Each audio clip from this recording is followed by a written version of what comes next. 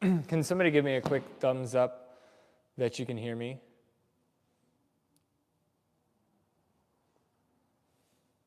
I know there are 3 of you at least.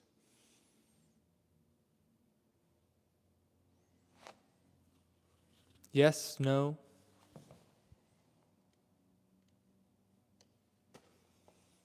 All right, in that case, we're going to cross our fingers. Nobody's responding. So today is, again, just another practice day.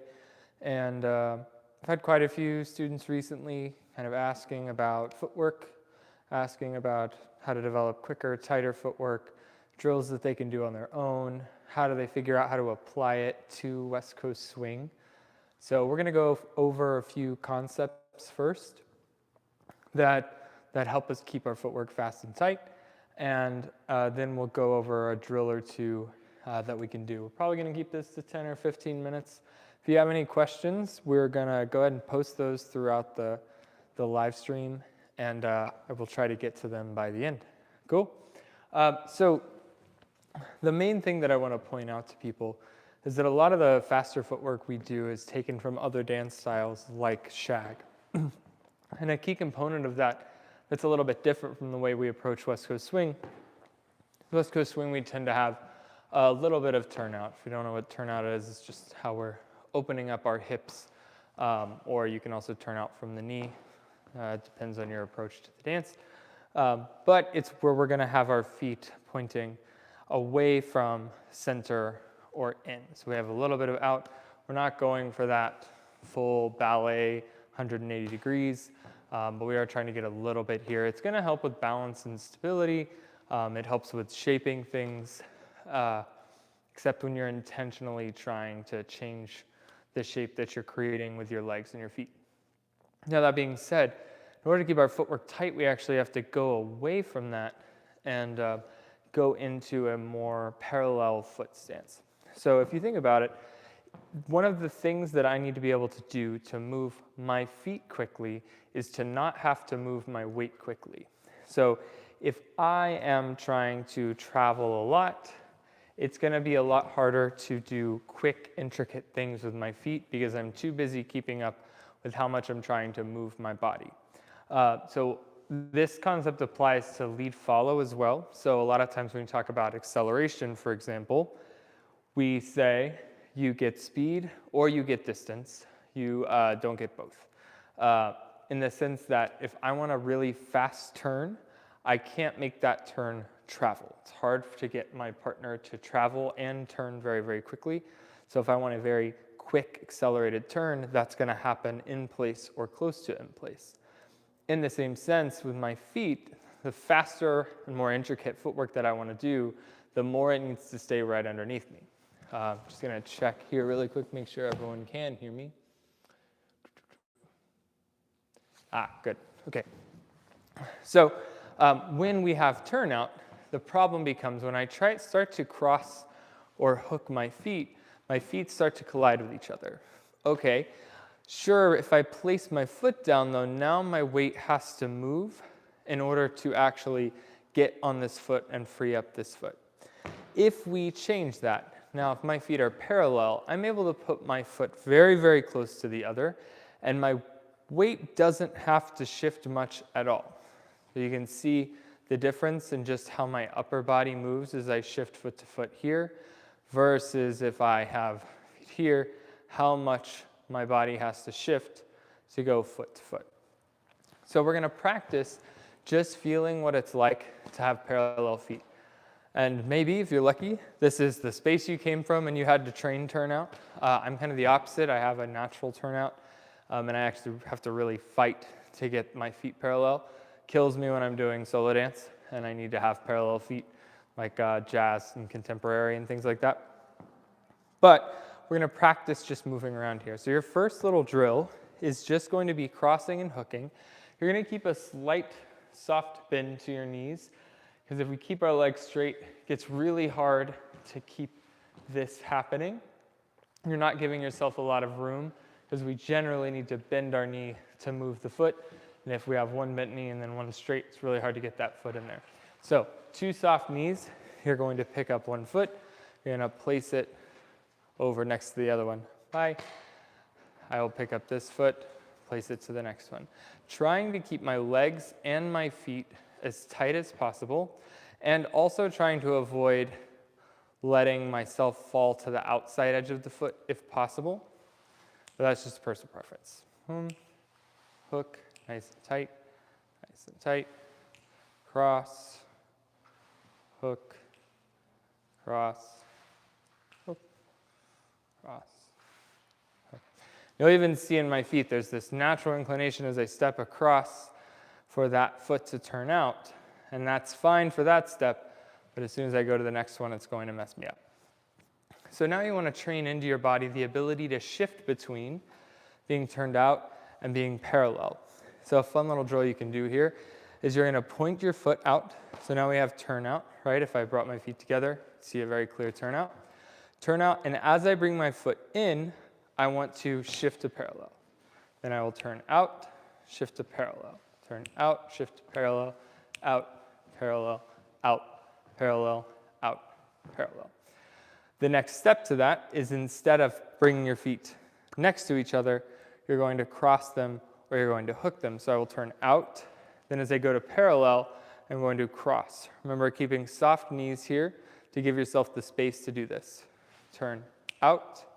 And as you bring them together, back to parallel. Out, back to parallel. Out, back to parallel. Out, parallel, out, parallel. Then start to combine these things. So you're going to go turned out, step out, come back to parallel, do a couple of steps to one direction, then find your turnout, and then do it again. Parallel, step, step, step, tap, turn out. Now what you can also do instead of turning out here is to send my foot that direction. I'm going to rotate my hips, but I'm going to leave this foot planted. So it's still parallel, it's still in the same spot, but I was able to get that step by turning the hips. Now this can put a little bit of stress on the knees, so just beware as you practice this. Don't go too fast or put too much bend in this leg. Soft bend, turn, then it's easier to recollect into this parallel position. It also gives a very interesting shape, I think, to this movement. It's a little more interesting than either turning together or necessarily turning out. See, there's a different consequence in the body with each approach to this. So you want to be comfortable with all of them so you can vary purposefully what kind of shape you're trying to create in your dance. So now the question becomes, how do we start to apply this? So just in general, you want to start just practicing taking random steps, doing lots of crosses, hooks, kicks, swings, and as you swing that leg, try to keep it in that same parallel line of your 2 feet here. There's a difference between me sending my leg back here and I keep this nice shape in my legs than if I swing it outside, and then if I still keep parallel there, now I have this sickled foot. This isn't the prettiest shape. So I'm trying to keep it in that line as I swing the leg back and forth. What this also does is it kind of makes you two-dimensional. And we're a slotted dance. Very often when we're dancing, this audience is on this side. We are going this direction. In order to get the most variance visible in the legs, I actually want to be very two-dimensional with this. If I send my legs and my feet straight forward, you see the most change in the leg. You'll notice as soon as I turn out, if things start to go here, there's less depth in this dimension. So you're playing with kicks and swings and steps, keeping everything in those 2 parallel lines right underneath your body. Just get super comfortable with this idea. You can even try adding a little jump to it. So if you'll kick, try to land softly, and then keep going with your foot. So you can kick, land softly, and just see what happens as you play with this concept.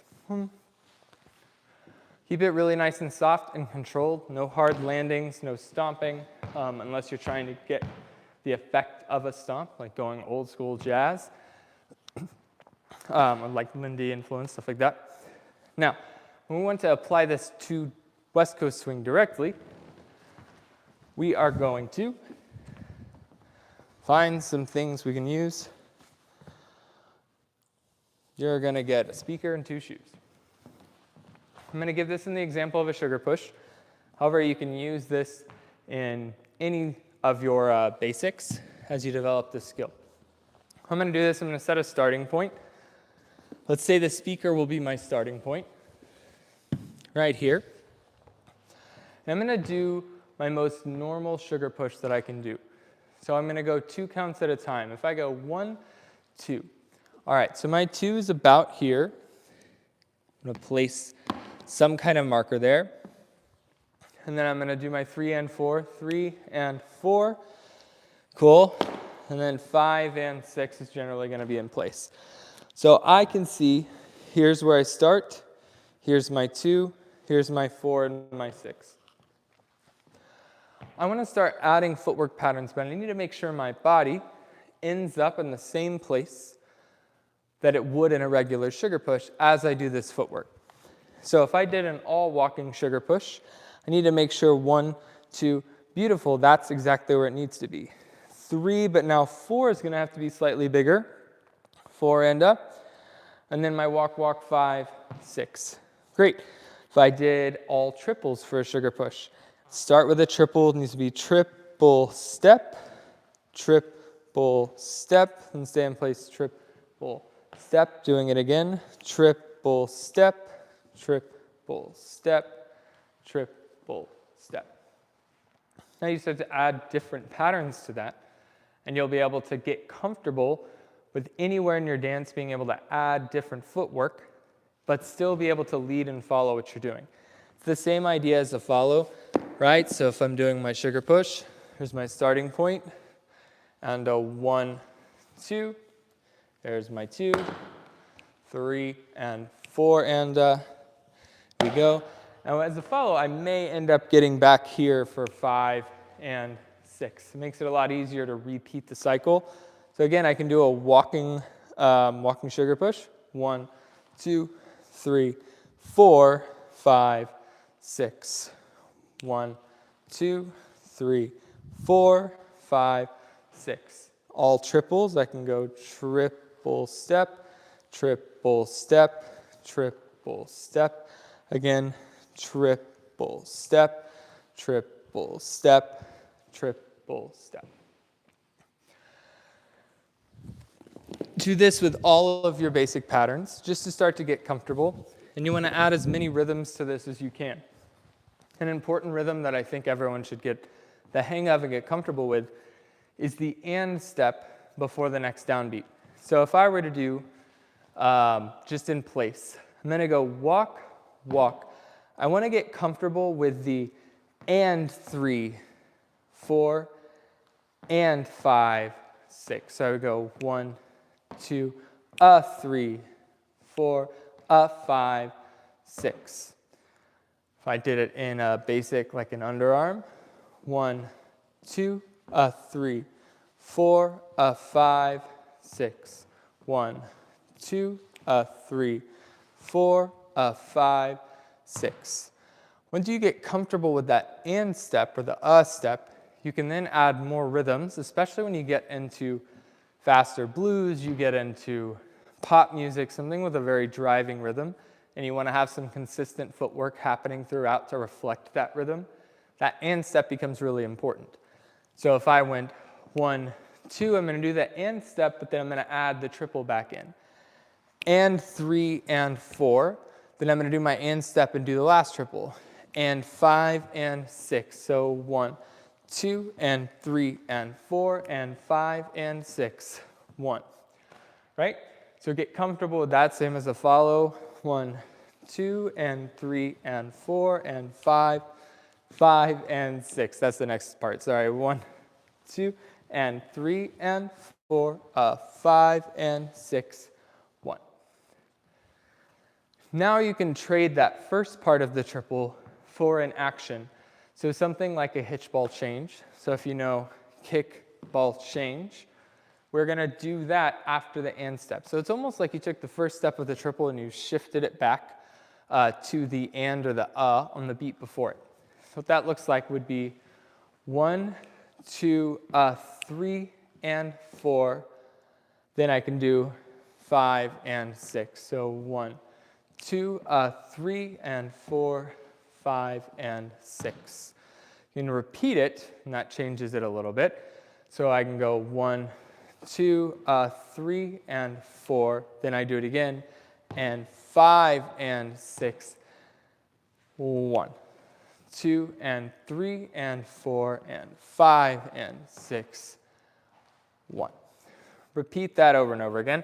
These are super important rhythms, and that's how you start to get really fast footwork once you've mastered that. So when you start to get in 1, 2 and 3, 4, 5 and 6 and 1 and 2, 3 and 4 and 5 and 6 and a 1, 2, 3 and 4 and 5 and 6 and 1, 2, 3, 4.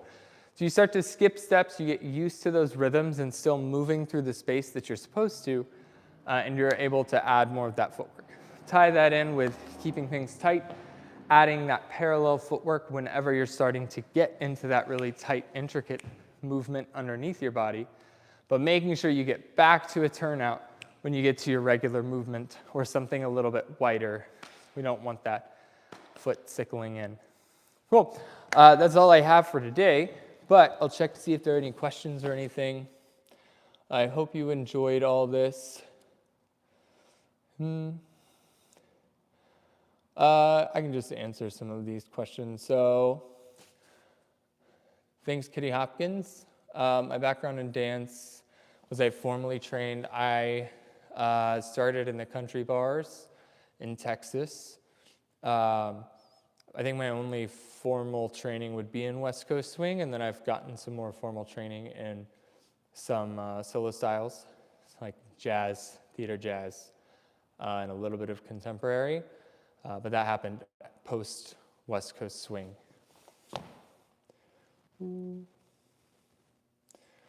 It does look like slow Apple Jacks, that is right.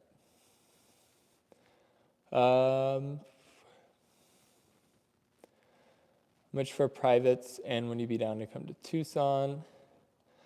Right now my privates are 100 for 45 minutes, USD. And I would love to come to Tucson. Just contact your local organizer and reach out to me.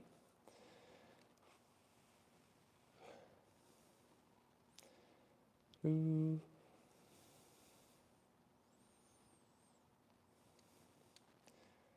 y'all gave me a lot of stuff here. Hope you like staring deeply into my eyes. Okay, I think that's everything. So thanks everybody for joining. I'm going to try to be doing these more often. So please, if there are any topics you want to get into, if you have any questions, shoot me a message, leave a comment, and I'll see you all next time. Thanks.